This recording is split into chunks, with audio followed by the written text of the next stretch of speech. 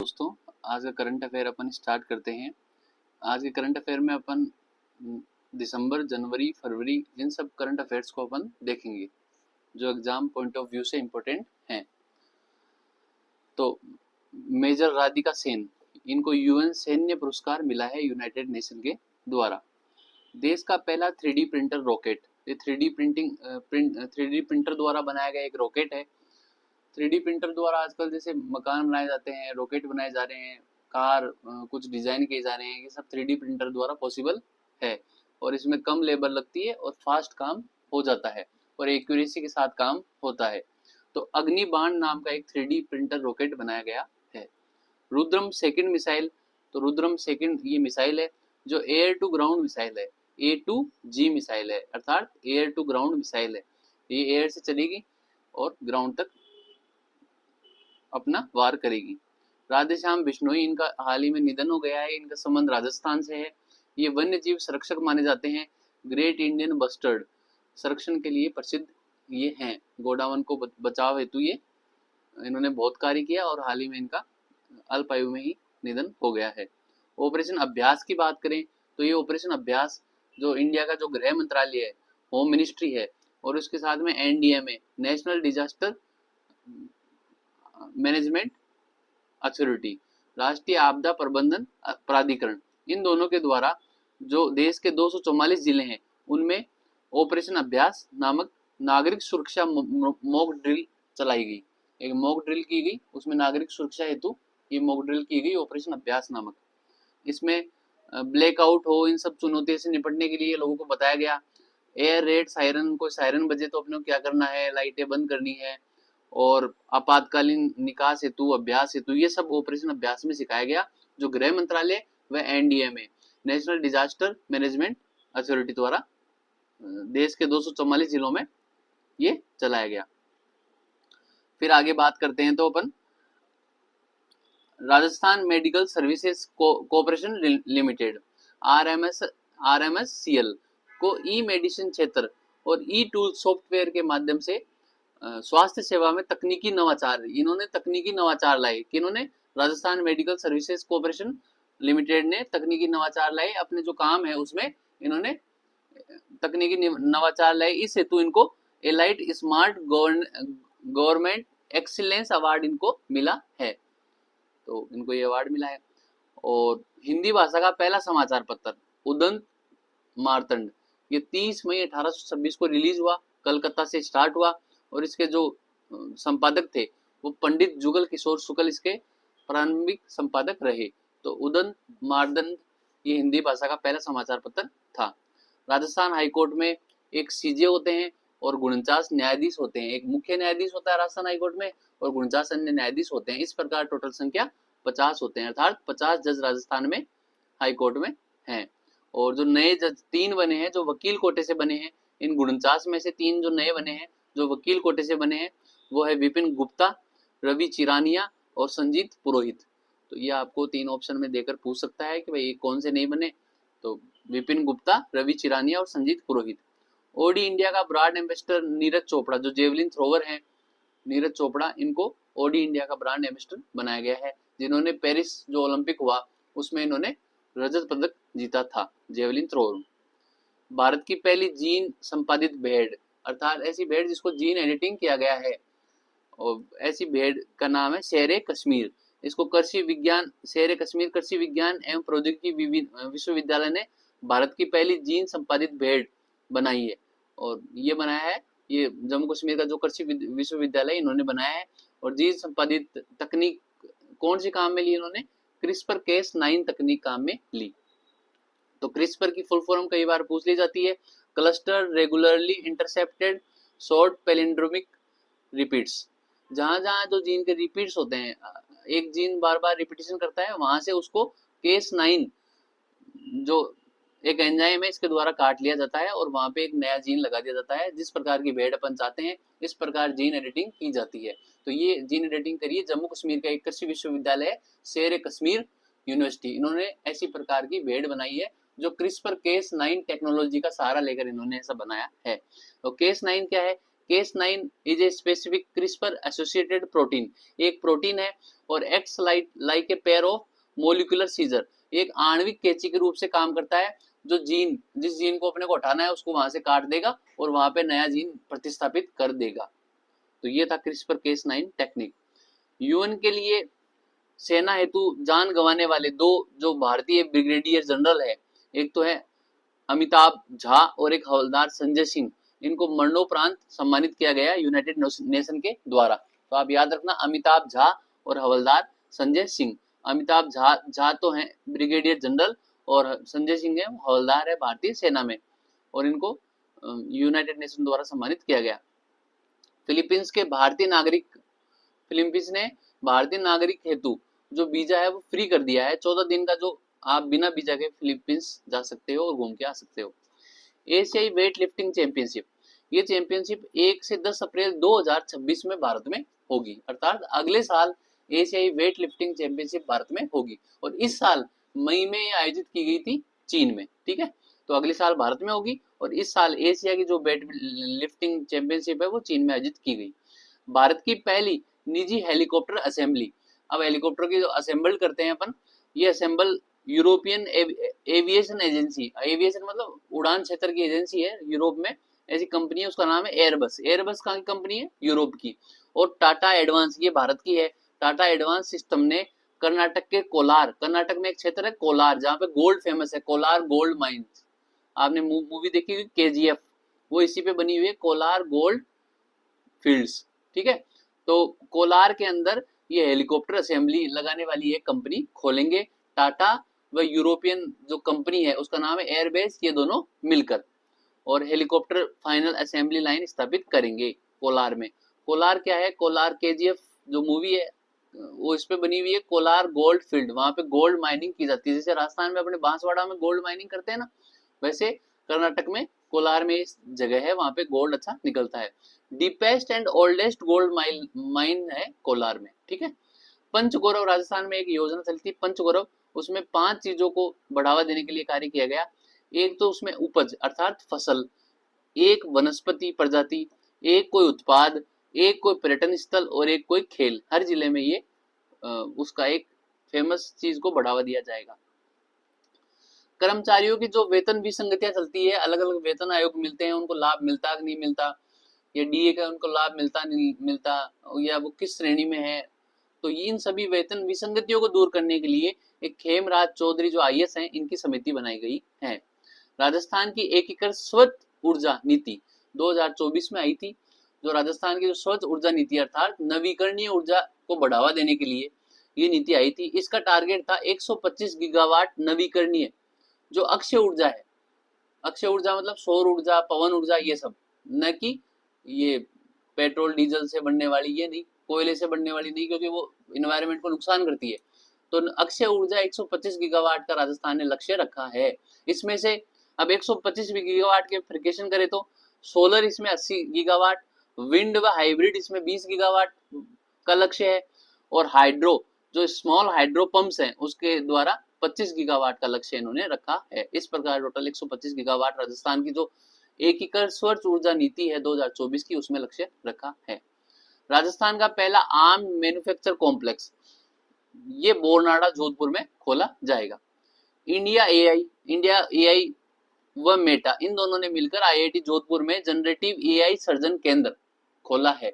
Artificial intelligence का generative AI surgeon खोला है, केंद्र खोला है, ये IIT जोधपुर में खोला है, इंडिया AI व मेटा ने मिलकर। और यूवी पहल ये भी AI में प्रशिक्षण हेतु युवाओं को प्रोत्साहित करेगी। ठीक है, फिर अपन आगे चलते हैं। तो पहला वेस्ट टू एनर्जी प्लांट अर्थात वेस्ट जो भी कचरा है उससे एनर्जी बनाने का प्लांट राजस्थान में खुला है। तो अपने जहां पर जमवा रामगढ़ है, जमवाय माता का जो मंदिर है जमवा रामगढ़ जयपुर में, और एक स्थान है लांगड़ियावास, वहां पे वेस्ट टू एनर्जी प्लांट पहला राजस्थान का खुला है।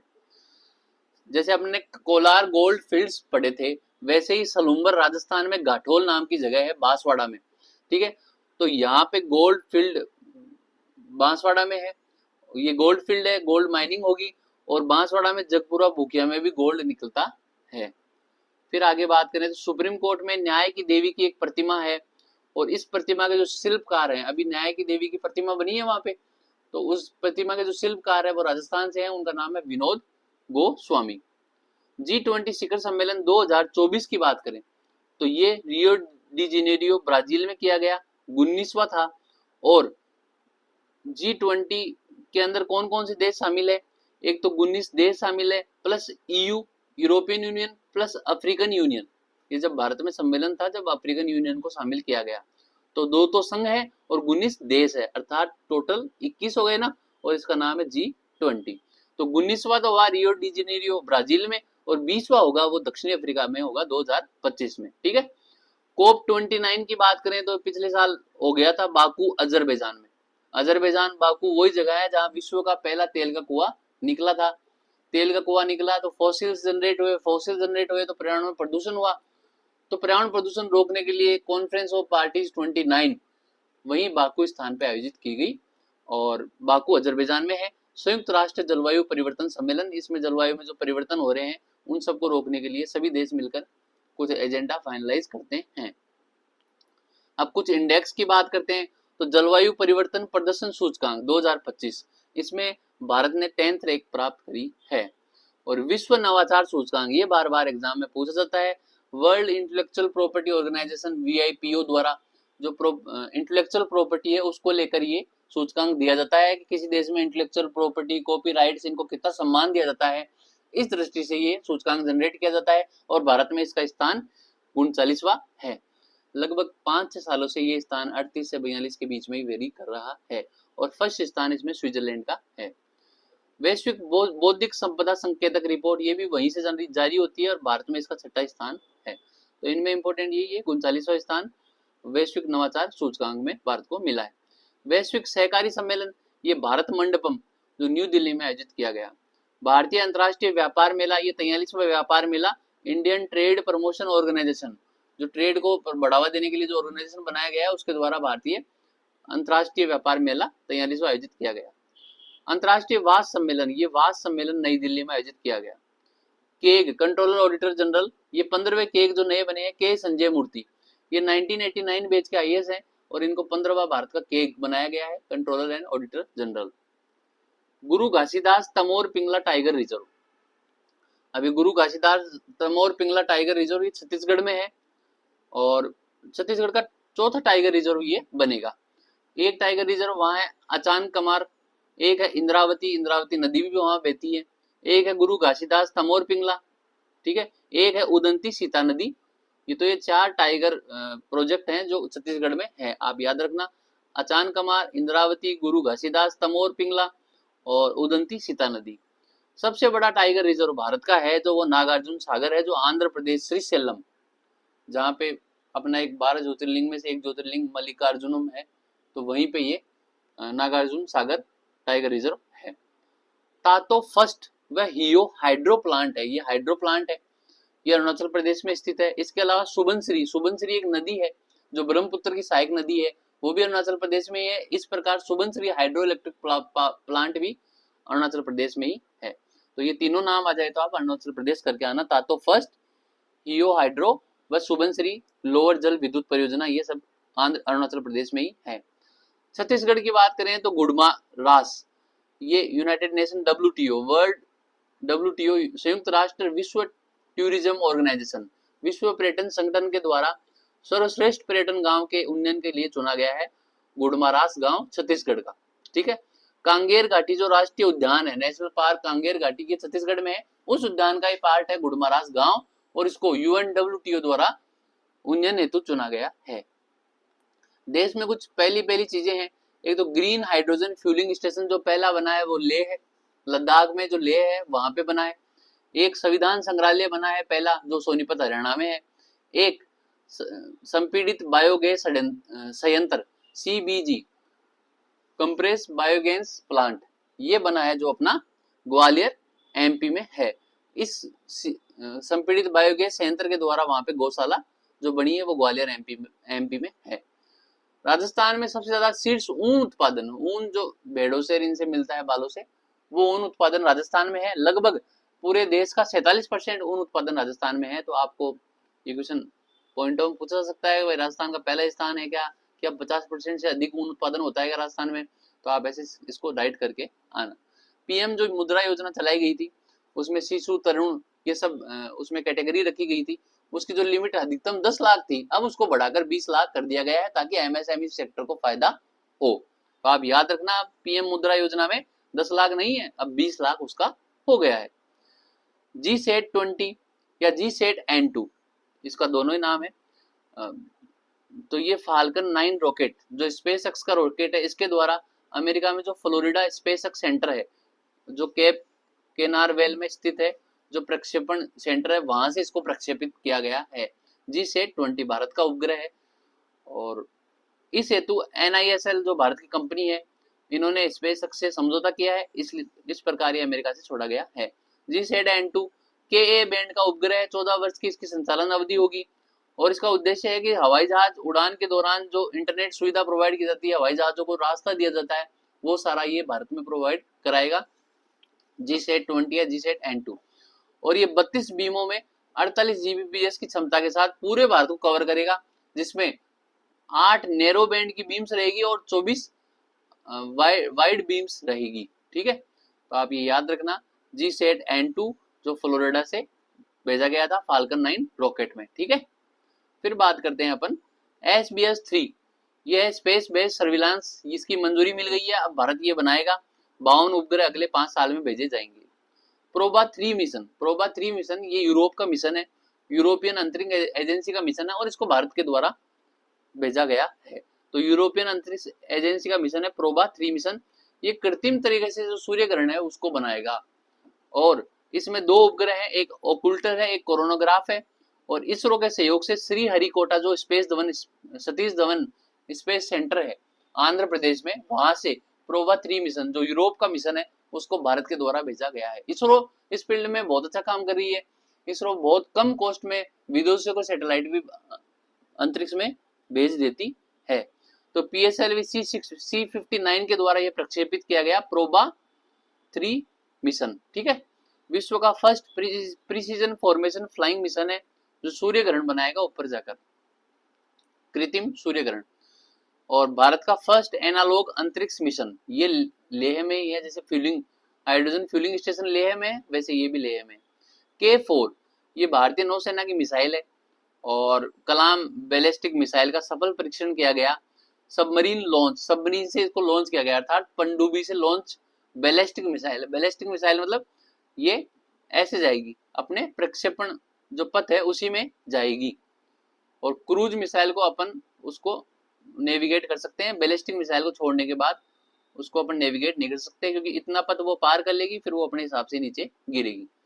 तो ये K4 है, बैलिस्टिक मिसाइल है। INS Arighat Indian naval ship जो अरिघात है उस पे इसको लगाया गया है। इसकी रेंज लगभग 3000 किलोमीटर या 3500 किलोमीटर तक इसकी रेंज है।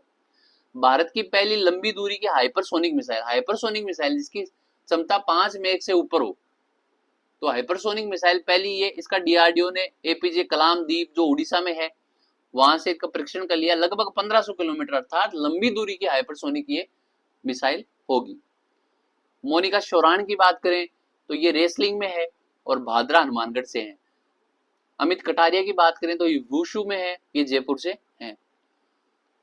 हॉकी जो एशियाई चैंपियनशिप ट्रॉफी है ये राजगीर बिहार में आयोजित की गई, 8वीं जो पूरी एशिया की टीम्स वहां पे आई उसमें भारत जीता और चीन फाइनल में भारत व चीन के बीच में मैच हुआ और जो हॉकी मैच है वो भारत ने जीता।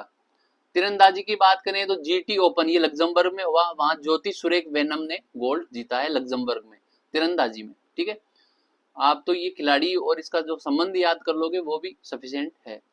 राइजिंग राजस्थान की बात करें तो राजस्थान में आयोजित किया गया, जापान कोरिया खूब सारे लोग आए, अपने जो मुख्यमंत्री भजनलाल जी सभी देशों में गए, उनको इन्वाइट करे कि आप राजस्थान में ज्यादा से ज्यादा निवेश करोगे तो राजस्थान में अपने को फायदा होगा।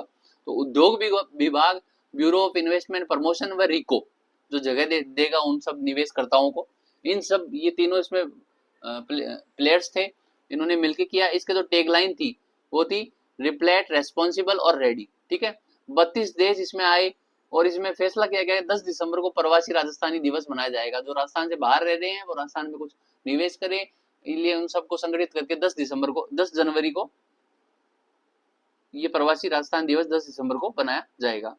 मुख्यमंत्री मंगला पशु बीमा योजना, ये पशुओं के लिए एक बीमा योजना बनाई गई है और कायड़ अजमेर में इसका सम्मेलन हुआ। टोटल 21 लाख पशु राजस्थान में है, उनका बीमा कराया जाएगा, जिसमें 5 लाख तो दुधारू गाय, दुधारू भैंस इनका, वह 5 लाख भेड़ या बकरी छोटे पशु, 1 लाख ऊंट, इन सब का बीमा राजस्थान में किया जाएगा।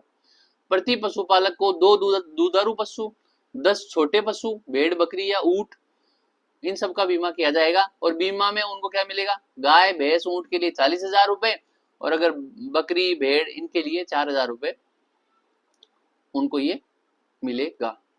फिर बात करते हैं अपन मुख्यमंत्री अमृत आहार योजना। तो मुख्यमंत्री अमृत आहार योजना ये इससे रिलेटेड है कि 3 से 6 वर्ष के बच्चे जो आंगनवाड़ी में पढ़ते हैं उन्हें तो भी अब 100 ml दूध आंगनवाड़ी में 3 दिन, मंगलवार, फिर बुधवार छोड़ दो, बृहस्पतिवार, गुरुवार, शुक्रवार छोड़ दो, शनिवार को दिया जाएगा। ठीक है। लाडो प्रोत्साहन योजना की बात करें तो 1 अगस्त 2024 के बाद अब जो लाडो प्रोत्साहन योजना है, सरकारी जो हॉस्पिटल में जो बच्चियां होती है जो ऑर्गेनाइजेशन डिलीवरी के द्वारा, तो उन बच्चियों को 21 वर्ष तक अब 7 किस्तों में 1 लाख रुपए दिए जाएंगे। तो लाडो प्रोत्साहन योजना 1 अगस्त 2024 के बाद में। ठीक है।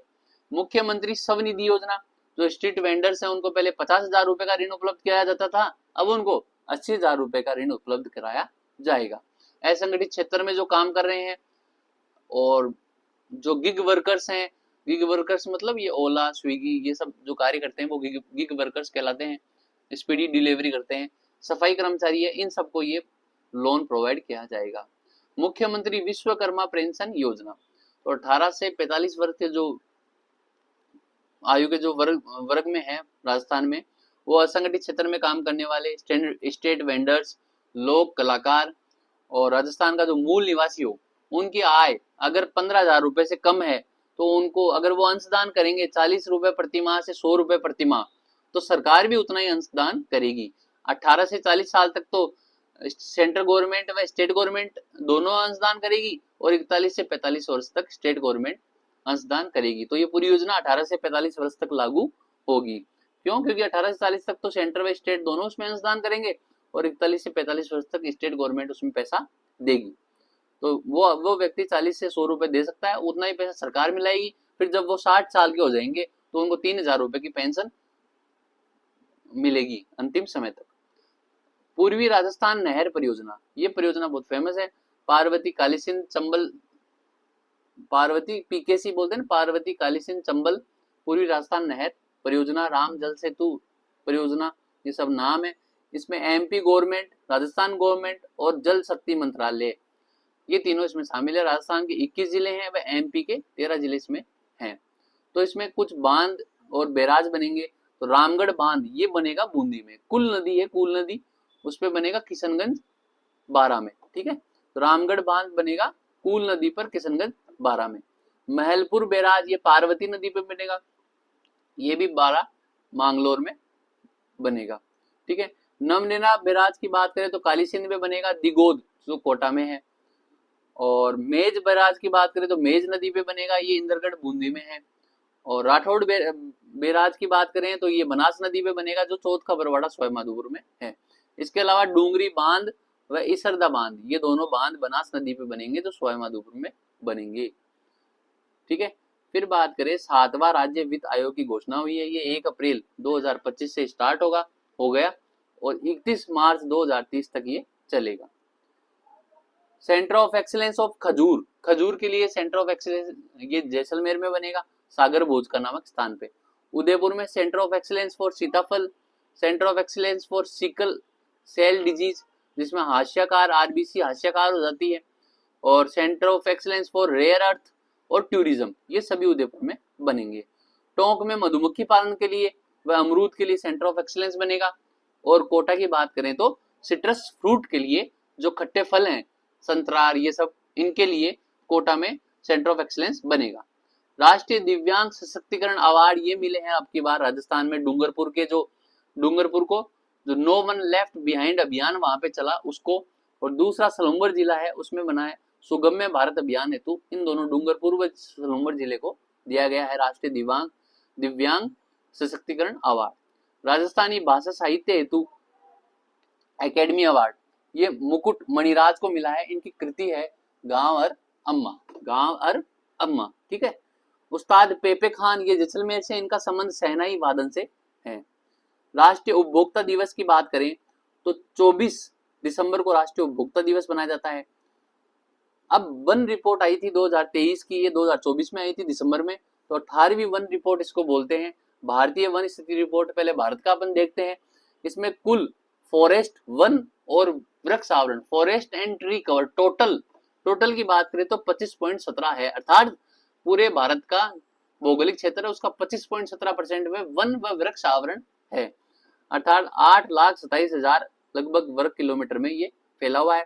उसमें वन आवरण 21.76% है और वृक्ष आवरण 3.41% है। तो 3.41 और 21.76 मिला देंगे तो 25.17% हो जाएगा। देश में वन व वृक्ष आवरण में वृद्धि कितनी हुई है तो 1445 वर्ग किलोमीटर में इस साल 2 सालों में वृद्धि हुई है। और इनमें वन आवरण में 156 वर्ग किलोमीटर में वृद्धि हुई और वृक्ष आवरण में लगभग 1289 वर्ग किलोमीटर में वृद्धि हुई है। सर्वाधिक वृद्धि वृक्ष व वन दोनों में मिलाकर जो 25.17 वाला आंकड़ा है उसमें सर्वाधिक वृद्धि छत्तीसगढ़ में हुई है, फिर उत्तर प्रदेश में, और सर्वाधिक कमी जहाँ पे सबसे ज्यादा वन थे एमपी में और फिर कर्नाटक में। ठीक है। ऐसे राजस्थान के संदर्भ में अपन बात करें तो वन रिपोर्ट में भारत का और राजस्थान दोनों का डेटा आता है। और राजस्थान के संदर्भ में बात करें तो राजस्थान का टोटल वन आवरण ये है 4.84%, अर्थात 16,548 वर्ग किलोमीटर एरिया में राजस्थान में वन है। अति सघन वन 0.7% है, मध्यम सघन वन राजस्थान में 1.24% है, व खुले वन 3.53% है। इस प्रकार टोटल वन 4.84% राजस्थान में है और सबसे ज्यादा वन क्षेत्र उदयपुर व अलवर में है। ठीक है। तो ये वन रिपोर्ट है, आप एक बार ये आंकड़े वापस देख लेना। कुवैत सर्वोच्च सम्मान, कुवैत में सर्वोच्च सम्मान मिला है मोदी जी को, द ऑर्डर ऑफ मुबारक अल कबीर, ये मोदी जी को मिला है कुवैत के द्वारा। यूनाइटेड नेशन ने इंटरनल जस्टिस काउंसिल है उसका अध्यक्ष बनाया है भारत की तरफ से, जो मदन बी लोकुर है उनको बनाया गया है यूनाइटेड नेशन में। भारत यूनाइटेड नेशन कमीशन का जो नारकोटिक ड्रग का 68वां सत्र है उसकी अध्यक्षता भारत करेगा। ठीक है। फ्रांस के नए पीएम बने हैं बायरू, फ्रेंकोइस बायरू, ये फ्रांस के पीएम है और राष्ट्रपति मैक्रो साहब हैं। यूएनसीसीडी का 16वां सम्मेलन जो कॉम्बैट टू जो डिजर्टिफिकेशन है इसके लिए जो सम्मेलन होता है, मरुस्थलीकरण के लिए जो 16वां सम्मेलन हुआ वो रियाद सऊदी अरब में हुआ। आपको पता है ये पश्चिम के देश है, वहां मरुस्थलीकरण ज्यादा हो रहा है तो वहां पे ये सम्मेलन आयोजित किया गया। यूनेस्को ने जो पश्चिमी बंगाल है इसको हेरिटेज पर्यटन हेतु शीर्ष गंतव्य स्थल बनाया गया है। चागोस जो द्वीप था इतने दिन ब्रिटेन के पास था और अब ब्रिटेन ने यहाँ पे मॉरिशस की आधिकारिकता को स्वीकारा है। कुष्ठ रोग मुक्त देश बन गया है जॉर्डन। और 2 प्रकार के तूफान आए, पुलासन तूफान ये चीन में आया और हेलन तूफान ये अमेरिका में यूएसए में आए। WHO द्वारा भारत को ट्रेकोमा मुक्त घोषित कर दिया गया है। 3D प्रिंटर इलेक्ट्रॉनिक नाव, अब रॉकेट मैंने आपको बताया 3D प्रिंटर रॉकेट अग्निकुंड था, अग्निबाण था, और 3D प्रिंटिंग रॉकेट नाव जिसको अब्रा है बोलते हैं, इसका परीक्षण दुबई में किया गया। वर्ल्ड ग्रीन इकोनॉमी फॉर्म भी दुबई में आयोजित किया गया। तेल उल अमीर ये इंपॉर्टेंट है भाई, फिलिस्तीन में है एक जगह, गाजा पट्टी पर स्थित है। इस स्थान को यूनेस्को ने विश्व विरासत स्थल घोषित किया है यूनाइटेड नेशन के द्वारा। NHRC जो ह्यूमन राइट्स कमीशन है, राष्ट्रीय ह्यूमन राइट्स कमीशन जो भारत का है, उसके अध्यक्ष बने B Rama Subramaniam. One nation one election के लिए जो विधेयक आया, एक राष्ट्र एक चुनाव के लिए जो विधेयक आया, उसकी सिफारिश रामनाथ कोविंद समिति द्वारा की गई। फिर 129वां ये विधेयक था जो 2024 में आया और कानून को अर्जुन राम मेघवाल जो मंत्री थे इन्होंने पेश किया, मंत्री के द्वारा सरकारी विधेयक हो गया और जेपी ज्वाइंट पार्लियामेंट्री कमेटी में इसको भेजा गया। इसके अध्यक्ष थे पीपी चौधरी जो पाली राजस्थान से हैं। रातापानी टाइगर रिजर्व ये एमपी में मध्य प्रदेश में स्थित है। 57वां टाइगर रिजर्व भारत का बन गया रातापानी टाइगर रिजर्व। लेह की बात करें तो लद्दाख में लेह है, वहां देश की सबसे ऊंची एयरफील्ड न्योमा एयरफील्ड बनी है, वो लेह में है। हाइड्रोजन फ्यूलिंग स्टेशन लेह में है, एनालॉग अंतरिक्ष ये सब लेह में है। मेष वेधशाला मेजर एटमॉस्फेरिक चेरनोव एक्सपेरिमेंट ये सब लेह में है। देश का पहला green hydrogen fuelling station Leh में है। श्रीनगर की बात करें तो श्रीनगर को वर्ल्ड क्राफ्ट काउंसिल द्वारा एक विश्व शहर का दर्जा दिया गया है। पहला जियो साइंस म्यूजियम ये ग्वालियर में खोला जाएगा। ग्वालियर में आपको एक बात और बताई थी, एमपी में है, और यहाँ पे संपीड़ित गैस से संचालित गौशाला ग्वालियर एमपी में चलाई जा रही है। धमतरी की बात करें तो धमतरी छत्तीसगढ़ में है, वहां पे जल सागर महोत्सव धमतरी में बनाया जाएगा। और सिरपुर ये भी छत्तीसगढ़ में है, वहां पे वास्तुकला आधारित शहर इस सिरपुर को घोषित किया गया है। सांगयांग ग्यात्सो चोटी ये जो निमांस है इसके द्वारा हिमालय की जो गोरी चैन पर्वतमाला की एक चोटी है, इसका नाम ये रखा गया है सांगयांग ग्यात्सो चोटी, ये अरुणाचल प्रदेश में है। मोइदम मोइदम 43वां वर्ल्ड हेरिटेज साइट है, जो विश्व का वर्ल्ड हेरिटेज साइट है 43वें नंबर का, ये आसाम में है। वहां के जो अहोम साम्राज्य था उनके ये शमशान स्थल है मोइदम। भारत का पहला CO2 से मेथनॉल प्राप्त करने का प्लांट पुणे महाराष्ट्र में है। रामगुंडम भारत का सबसे बड़ा फ्लोटिंग सोलर पावर प्लांट है जो नदी पर तैर रहा है, और ये तेलंगाना में है।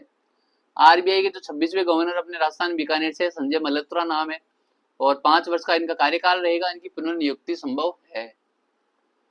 स्पेडेक्स मिशन की बात करें तो स्पेडेक्स मिशन ये PSLV-60 द्वारा ये दिसंबर 2024 में भेजा गया श्रीहरिकोटा आंध्र प्रदेश से। इसमें डॉकिंग तकनीक को आजमाया गया, और इसमें 2 प्रकार के उपग्रह भेजे गए, एक चेजर और एक टारगेट, और लो अर्थ ऑर्बिट में ये भेजा गया। 2 प्रकार के जो ये है INS नेवल शिप, एक तो सूरत ये INS डिस्ट्रॉयर है, और ये प्रोजेक्ट 15B का हिस्से के तहत सूरत को बनाया गया है। एक INS नीलगिरी है जो फ्रिगेट है, और प्रोजेक्ट 17A के तहत इसको बनाया गया है। तो ये क्वेश्चन डायरेक्ट आ सकता है, तीनों ऑप्शन देके मिलान पूछ सकता है। साहित्य अकेडमी अवार्ड की बात करें तो राजस्थानी भाषा में मुकुट मणिराज को गांव और अम्मा के लिए मिला है, और हिंदी भाषा में गगन गिल को मिला है मैं जब तक बाहर आई। व्यास सम्मान ये सूर्यबाला को मिला है। और फिर बात करें देवी अहिल्याबाई होलकर की 300वीं जयंती के अवसर पर महिला सशक्तिकरण महासम्मेलन ये भोपाल में आयोजित किया गया। तो देवी अहिल्याबाई होलकर थी, इनके याद में इनकी जयंती पे 300 रुपए का डाक टिकट जारी किया गया अहिल्याबाई को समर्पित। और पहला अहिल्याबाई राष्ट्रीय सम्मान ये जो छत्तीसगढ़ की गोंडी साहित्यकार हैं जयमती कश्यप, इनको ये मिला है। टाइगर मैन जो वाल्मीकि थापर हैं, इनका निधन हो गया। इनकी खूब सारी बुक लिखी थी, land of the tiger, tiger fire, तो ये वाल्मीकि थापर का भी निधन हो गया। 72वां वर्ल्ड मिस वर्ल्ड यह आयोजित किया गया हैदराबाद तेलंगाना में।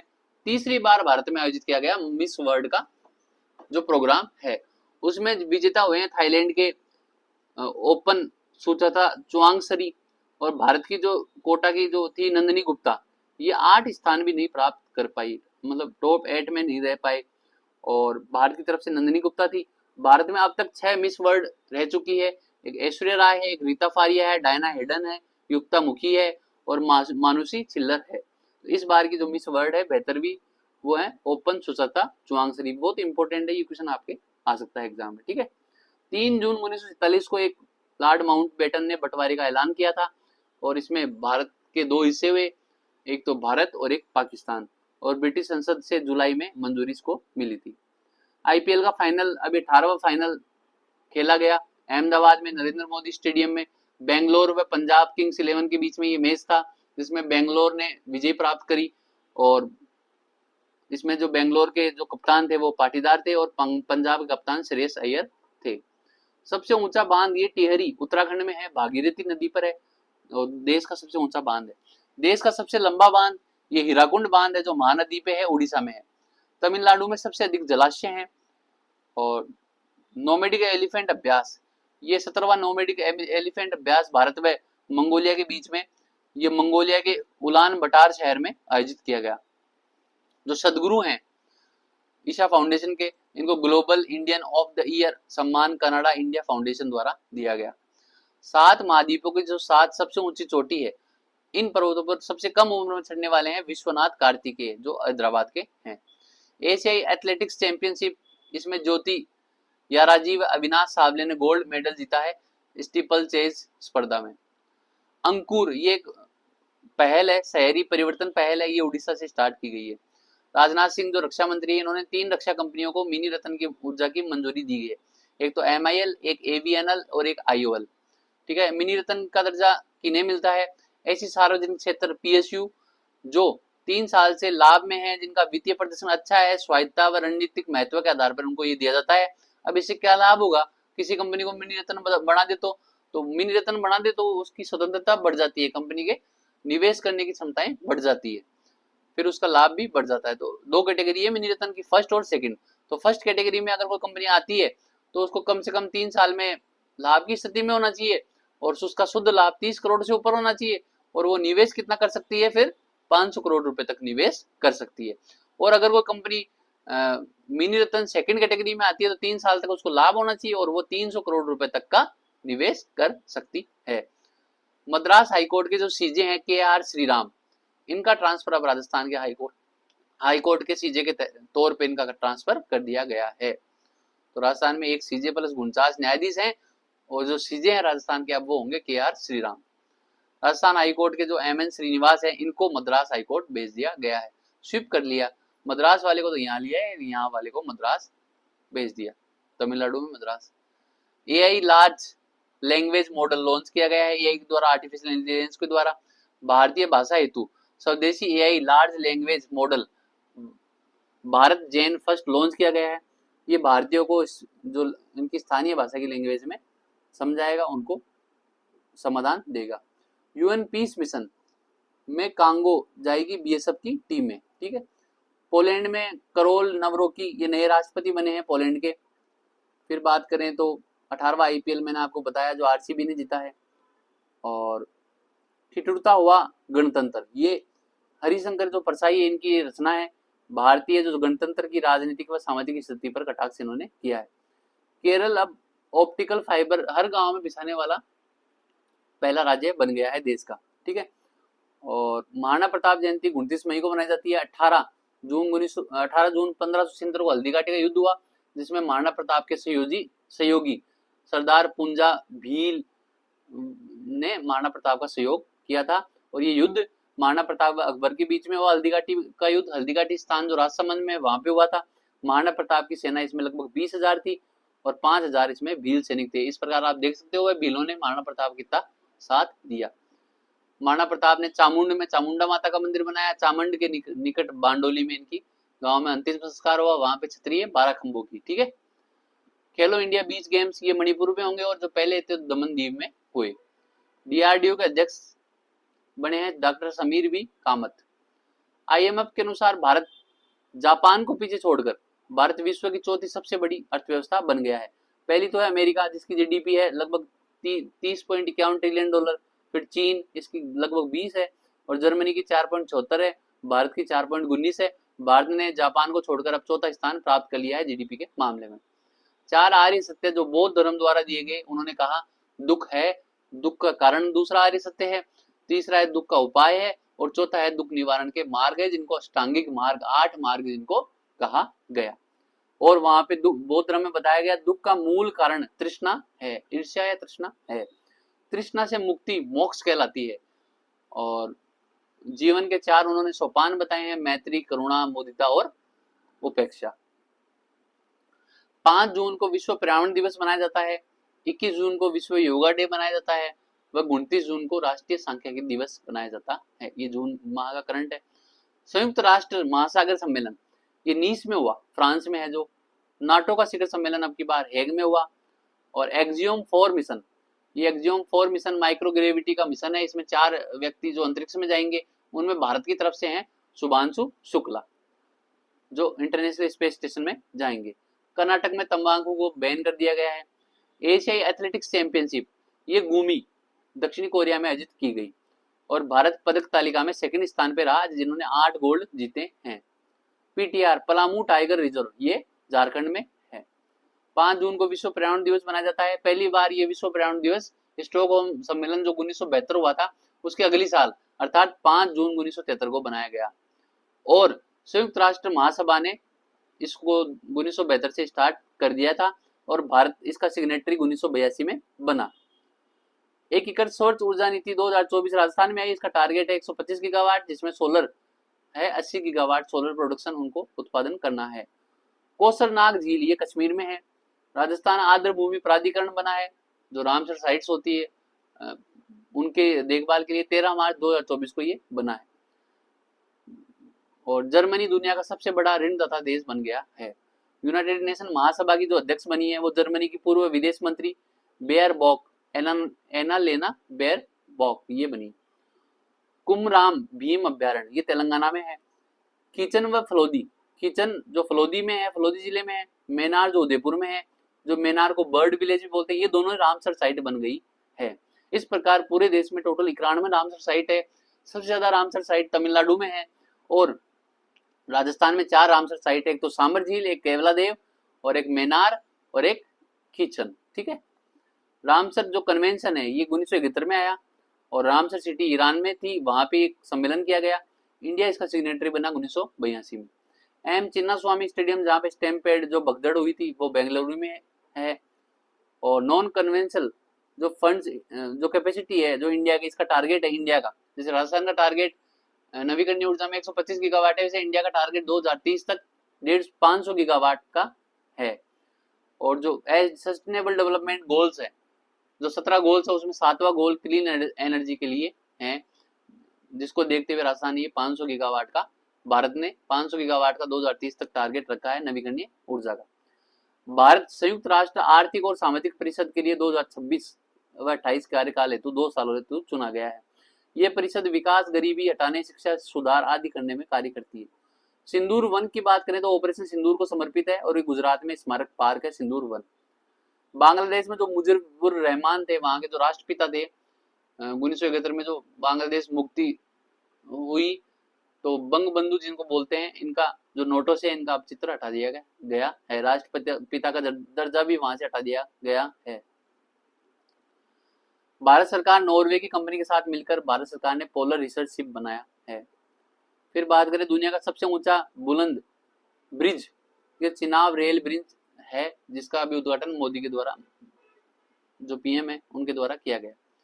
एक्जियम 4 मिशन ये अंतरिक्ष में जाएगा मिशन, और आईएसएस में जाएगा, इंटरनेशनल सोलर जो स्पेस स्टेशन है वहां पे जाएगा, 10 जून को जाएगा। और भारत में इसकी तरफ अंशु शुक्ला, और ये स्वचालित डॉकिंग सुपर डेट्रो इंजन वाला एक यान है, कैप्सूल है।